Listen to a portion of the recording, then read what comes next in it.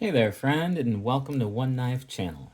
Today's video is the Victorinox Bantam, the perfect pocket knife. Oh, hell no. Of course it's not the perfect pocket knife. And even if it was the perfect knife for me, no way is it the perfect knife for you. Unless your use case is the same as mine.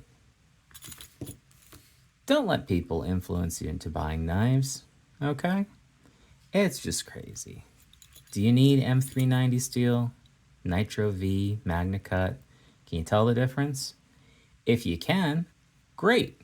You're fully knowledgeable on the subject and you don't need me telling you a damn thing. If you're just looking for something that's useful and won't scare people if you whip it out at work, don't whip it out at work. A, relatively non-threatening Swiss Army knife is probably a good way to go. So for me, this knife works. For you, who knows?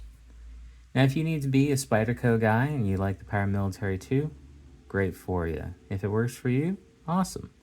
If you're a Benchmade bug out guy, go for it. And if you're a buck 110 guy, well, you better check how your retirement funds are doing because you're probably ready to start taking withdrawals. But no shade on the buck 110 guys. Yeah, don't let people influence you into buying knives. And certainly don't let, comparison be the thief of joy. If you found something that works for you, go for it. One of the most frequently recommended knives is the Ontario Rat 2.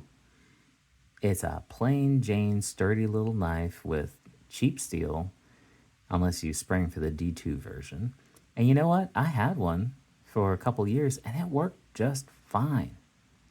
I let videos online, Advanced Knife Bro, Nick Shabazz, Knife Center, talk me into, maybe I need a Spyderco paramilitary too, or a Benchmade bug out. Did I? No. Was it fun to try the different types of knives? Yeah, but I can do that for free if I go to the local knife shop and just hover around the display cases, pick stuff up, try it out, put it back. And that doesn't cost me anything except the gas to get there, which I know gas isn't cheap, but it's a hell of a lot cheaper than dropping $250, $300 on a pocket knife that, honestly, you don't use to the extent of its abilities. So, enjoy what you got, use what you got, and don't worry about what the other folks have. Okay? Have a good week.